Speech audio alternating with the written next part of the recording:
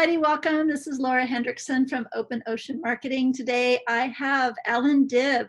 He is the author of the one-page marketing plan. So welcome, Allan. I really appreciate you being on the summit, and I'm looking forward to doing this interview with you. So welcome, and how are you doing today? Hey, Laura, pleasure to be on the show. Wonderful to be on. Excellent. So just give us a little background on how you got involved with marketing, how you decided that creating this marketing plan for people would be really efficient and effective, and talk to Yeah. us a little bit about your background. Yeah, so my background was in entrepreneurship. I started my first small business. It was an IT business, and I really struggled for many years to get new clients in the door, to understand marketing. To me was I was just an IT geek. I was a dead broke IT geek at the time. I was really good at what I did though, but I just had no clue on how to get new clients in the door. The few clients that I had, they really liked us and liked our services, but we just didn't know how to get more and more clients in the door. Anyway, that took me on probably a decade-long journey to really learn and understand marketing, and it was too difficult, too expensive, too much trial and error. And so when it came, anyway, long story short, I finally exited that business and sold it. I did very, very well out of that exit. I started another tech business shortly afterwards, and we grew that from 0 to 4 years later being in the top 100 fastest growing companies in the country. I exited that as well. And then when I started coaching other business owners on marketing, on business. And one of the things that I really wanted them to do was to put together a marketing plan, because that's something that had helped me in my journey. But I got a lot of resistance. I got people saying too hard, too difficult, need to hire a consultant, whatever. So by necessity, I created a process called the one-page marketing plan that's subsequently become a book. And so that's how it was born, really. And I got a lot more people who'd never had a marketing plan ever now had a comprehensive direct response marketing plan because the process was so simple and easy. Wonderful. Talk to us a little bit about why you feel the marketing is kind of the most important part when developing a business, and theories, values around that. Yeah. So look, few things give you as much leverage as marketing does. So you can get 10% better at financial analysis, you can get 10% better at negotiation, and that can give you an incremental boost. And that's great. All of those things are really good, and you probably should do them. But if you get 10% better at marketing, that can give you an exponential effect. So you can have a massive, massive effect. So getting 10% better at marketing could mean millions to the bottom line. And so very few things have I seen in business that can, where 4% of the effort can give you like the vast majority of the results. I talk about the 64-4 rule, which is a lot of people are familiar with the 80-20 rule. But then there's also the 64-4 rule, which is essentially the 80-20 rule applied to itself. So we take 80% of 80, which is 64, and 20% of 20, which is 4. And that gives us the 64-4 rule. And that's how I view marketing in a business. It's the 4% of effort that gives you the 64% of results. And so it makes a massive, massive difference. It can have an exponential effect in your business. And that's why I hone in on that so much. Yes, there are other things that we work on, other things that are really important, business systems, or a lot of other things, but marketing can give you an exponential effect in the business. One of the things that I'm a smaller business person myself, and oftentimes, even in talking with people about, well, hey, do you have some marketing in place? Is it consistent? Oftentimes I've worked with startups where I get them a website, I get them their brand, their logo, stationery, all that stuff. And then they say, well, I don't have a budget for marketing. Fascinating enough, it's like, well, if you're not online, if you're not having a consistent presence online, you're really doing a detriment to your own business. Most But definitely. being able to convince people of that, and as you said, the 4% is that, like, okay, so I have a net profit of 100K or something like this. Do you recommend putting 4% of that towards marketing? I know this is Yeah. So, numbers so, of so business, uh, but I often get the question on marketing budget. So, how much should I spend on my marketing? Is it 10%, 5%, whatever?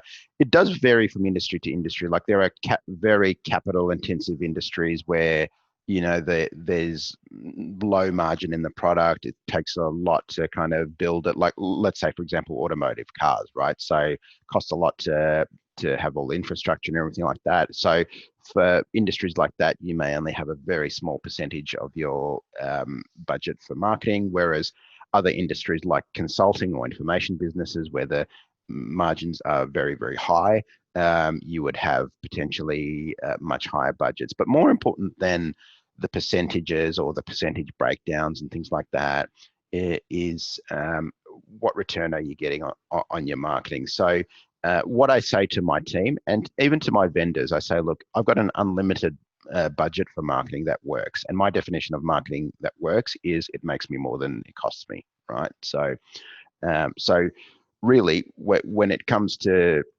marketing is really understand there's three scenarios. There's either you're getting a negative return on investment, or you're getting a positive return on investment, or the most common scenario is you don't know. So you've thrown some money out there and you're not quite sure if it's getting you a return or not. And so I think it was John Wanamaker who maybe about 100 years ago said, I know that half of the money I spend on marketing is wasted. The problem is I don't know which half. Well, 100 years ago that was okay, but now with all the digital tools and all the tracking and all the technology we have, I think there's no excuse for that. We really we either know or should absolutely know exactly how our marketing is working or isn't working. And so now we can track very, very closely. We can say, look, we've spent $10,000 on this campaign and it's returned us 20,000 or 10,000, or it's returned us 5,000 or whatever. And so we know if it's a negative return or a positive return on investment. So the key is if you're doing a campaign and you're getting a positive return on investment, is to crank it up and crank it up and keep cranking it up as much as you can. So my view is you have an unlimited marketing budget for marketing that works. Now you've got to set a budget in the beginning, because when you're testing, when you're unsure, things like that, you don't know what sort of return you're going to get. That's when you obviously can't let your costs run wild, and that's where you might set a budget and say, look, I'm going to try $1,000 budget on this particular campaign or whatever, and then see what happens from that. But really, you want to crank it up when it's working. So many times I see people who've got marketing that's working and then they stop doing it because now they've got this influx of business and they're kind of busy on the delivery side. I think that's crazy. yeah, no, and oftentimes when I've been doing research with other business consultants, it is a matter of like, well, it's time to delegate and, get your production side to the extent where you can still produce while you're focused on the sales side. So Yeah. that part of, focusing on sales and feeding the funnel, so to speak, is always the key. Yeah. So who would you say your favorite customers are to work with? So I love working with small business owners, and my definition of a small business owner is someone who's doing usually about 500,000 through to 20 million in revenue. The reason I love working with them is because you're usually working with the business owner. I've worked with bigger clients where they're either public companies or they've got a large executive team and things like that. And I don't know, it's not my thing. It's just not as fun. There's a lot more politics. There's less focus on, hey, just rolling our sleeves up and getting it done. From my perspective, I love working with the small business owners, someone who we can today make a decision around, okay, we're going to do this, we're going to implement that, and they go get it done, and we see the results pretty quickly. So that's what I really like, who I really like working with, and the kind of results I like getting. But yeah, I mean, different people different, and it's totally okay to go at a slower pace or have a different approach. But from who I like working with, it's usually the small business owner who's kind of doing 500,000 up to 20 million in revenue. Heard from others that you're just a little more nimble, as you said, less politics. Yeah. Yeah, So most your definitely. book, you have the one-page marketing plan. It's also a Mhm. download. We'll talk about that later. What would you say the number one most important goal is when educating people on the marketing plan as far as getting fast results? Yeah, so when it comes to getting fast results, it's really all about how quickly can you implement. So many times I see people wait till everything is perfect, right? Till we've got the right people, till we've got the right budget, till we've got the right everything. And what I've found is the people who do best are the people, not the people who necessarily have a lot of resources, but the people who are resourceful.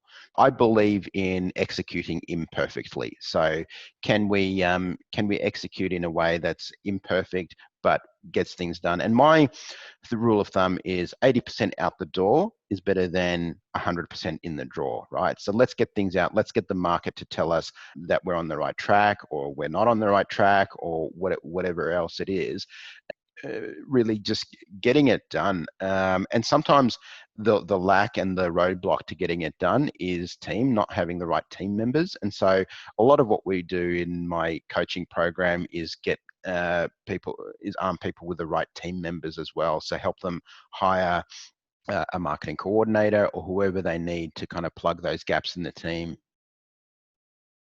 Right. And then as far as just focusing in on the funnel itself, what are some tips in regards to kind of knowing that market, really understanding their pain or problem? Do you have any tools that kind of help you identify that or really help people kind of create that landing page, that call to action, that content that drives and really makes the conversion? Yeah. There's a number of tools I recommend, but really at the center of all your marketing really needs to be your CRM system. So, and people naturally often ask me, "Hey, what's the right CRM system to use?" And my answer to that is the best CRM system is the CRM system that you'll actually use, right? So, don't get hung up too much on the tool. Some people they think if they had Michelangelo's hammer and chisel, they'd be able to, create statues like Michelangelo. So it's not the tool; it's how you use the tool that's super important.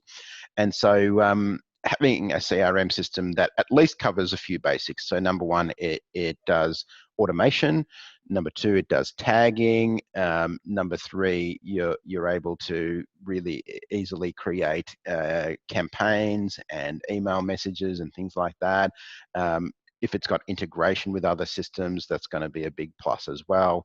So those things are super important. And so you want a CRM that does that. Most of any decent CRMs these days do most of those things. But yeah, so that's really at the center. So your website and your content management system, whatever you're running, maybe WordPress or whatever else it is, and your CRM system, those two really make up the center of your marketing infrastructure.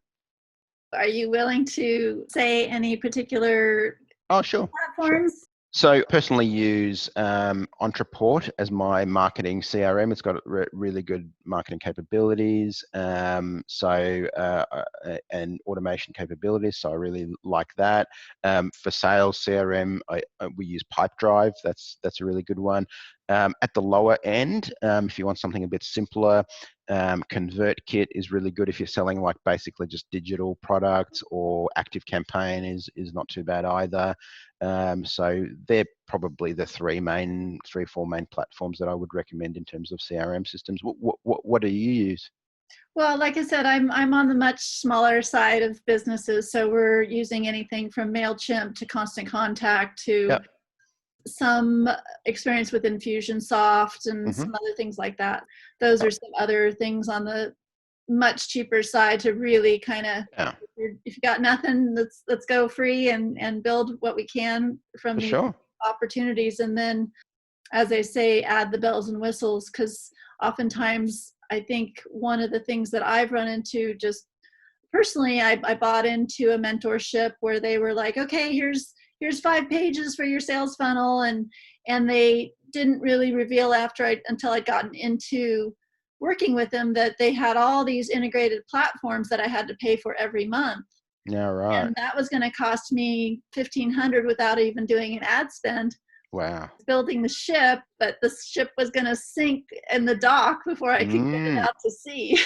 yeah, So it's yeah. been a little interesting on my own journey in regards to, okay, well, how can I build something that's going to work, that's not going to kill me in the Of process? course.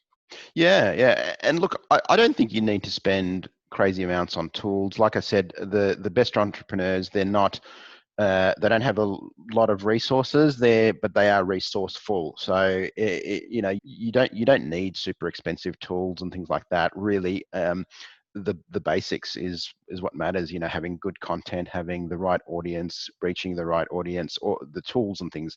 They make things easier, and you can make things more sophisticated. But you don't need those, especially when you're starting off. Right. Then, in regards to figuring out that best offer or doing kind of a series of offers where you get the buyer in a kind of a buyer mode and developing those and nurturing those leads and those prospects, your theory around having that call to action on your website or building that landing page. I know they're two different things, but at the same time, like what do you normally recommend to people? Yeah, yeah.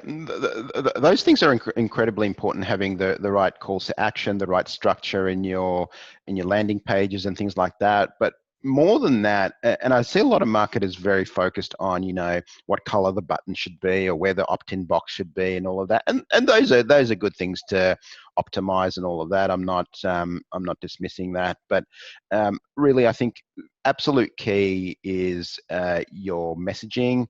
Absolutely key is having good stories to tell. So if you're doing email marketing, a lot of people kind of do spammy kind of stuff, and really it's not compelling reading. Like I just got off a coaching call with a client, and we were talking about his product. I won't mention the specific product, but really the product's boring, right? So the product is not, you couldn't really write a weekly newsletter about this product. But really, what we want to do is we want to create compelling stories and have the product kind of just be part of that story. It's not, how much can you talk about, a boring product like a clothing item or whatever else, right? So that's super, super important. What kind of stories can you tell?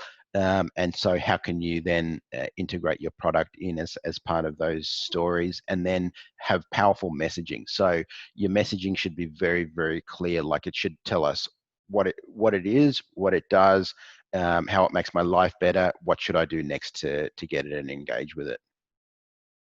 Great. And then when it comes to advertising, there's a difference between, say, Google ads and Facebook ads or other platforms. Are there any strategies around, where you end up deciding on advertising? Really, it's all about where is that audience. So I'm kind of obsessed with what are people typing into that Google search box. When you think about that, what people are typing into the Google search box, it's usually very specific. It's usually long tail keywords. Like, if you look at your own search history, you're probably not typing generic stuff. You're probably not typing shirt or pants or whatever, or you're being very, very specific. So you're typing in a very specific phrase or a question or whatever else. And so showing up where people are searching for that content. So if people are searching on Google, being there on Google. If people are looking on Instagram, so some products or services are very visual. So platforms like Instagram are really, really appropriate. Others are more kind of people, you need them when people are searching at a particular time. So let's say, for example, emergency plumber, and then the area that you live in, right? So that would be, if I've got the tap leaking or whatever, or water going everywhere, that's what I would be typing. I would be typing emergency plumber and then the place that I live in, and that would be Google, right? So Instagram's probably not the place I'm going to go to find that. Whereas if you're selling something that's more lifestyle, maybe it's clothing, maybe it's some kind of fitness program or something like that, Instagram would probably be more the platform that would work for that sort of thing. So really being there where your audience is, and really getting into the mind of your audience, understanding that they're going to be looking at something very, very specific when it comes to a search engine or whatever else. Yeah, no, that's great.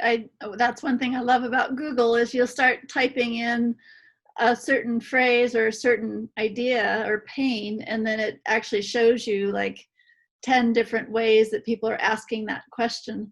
And Yeah. it's kind of fun to check out that whole list of the long tail keywords and write those down and then make them part of your content and blogs and things like that. So that's a good tip for everybody too. Yep. How do you know that you've mastered your online funnel?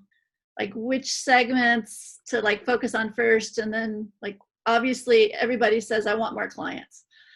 You know, when you're focused on each piece of that funnel, like what would you say it's a real strong indicator that you've mastered? Yeah, I mean, the overall indicator is obviously return on investment, but when troubleshooting a funnel, we look at every step. Okay, so like we see, is our ad copy and is our ad creative, is that getting clicks, right? So is that getting some engagement? Okay, so we're getting click through to the landing page.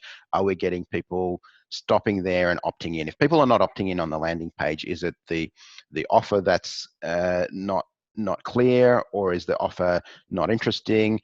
Is there a technical problem with the page? Like, is it confusing where they land and what to do next? So really troubleshooting every step. If they're opting in but they're not buying, okay, so we know that our ad's working, they're clicking through, they're opting in, but then they're not buying for whatever reason. So and again, that can be a problem with the offer.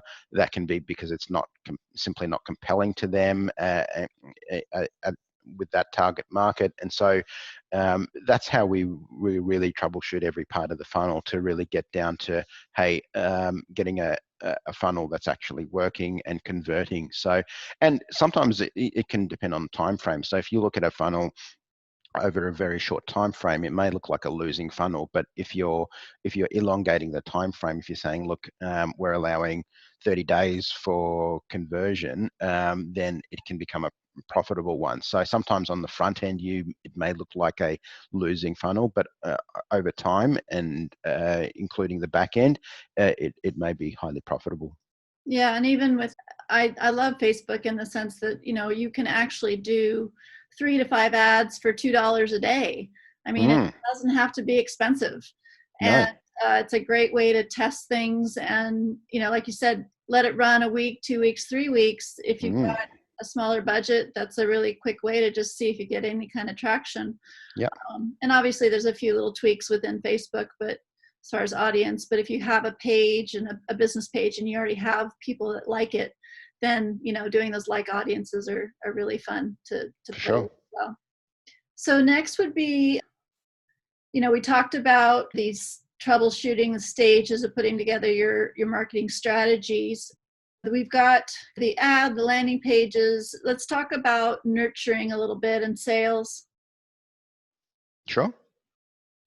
What people get wrong with sales is very often people kind of go for the jugular, go for the end result, which is kind of closing the deal. And it is tempting to kind of push for that. Really go for, hey, I want to close the deal, I want to get the client on. But the people who do really well in sales are people who think about the next step, not the last step. So what do we want to do? What do we want them to do next? So yes, eventually we want them to buy, we want to close the deal, but we want to figure out, are they the right person for what we've got to offer? Because very often, if we're pitching what we've got, we don't even know that they're a right fit, then that's kind of you're wasting a lot of time with unqualified prospects. So sales languaging is also very, very important. So you really don't want to, you never want to come across as though you're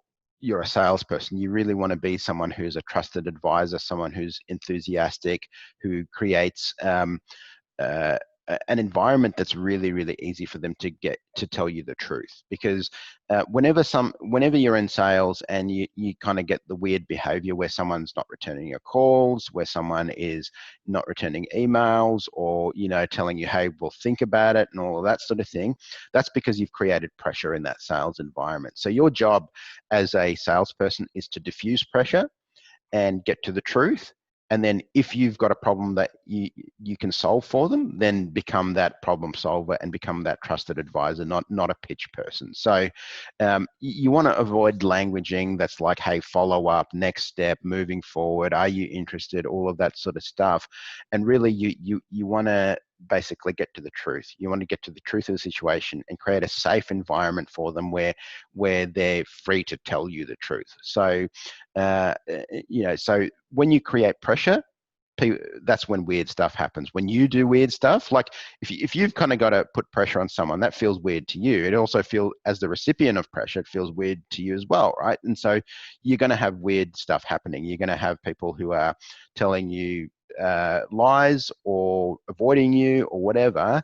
And so that's because you've created pressure in that sales environment. So in the sales environment, you really want to get to that next step. So the next step, it might be, the last step might be closing the deal, but the next step might be, okay, we need to set up a discovery call. And then the step after that might be setting up for a demonstration, and then maybe a meeting, or whatever it is in your sales process. So very, very important that you're always thinking only the next step, not the final step.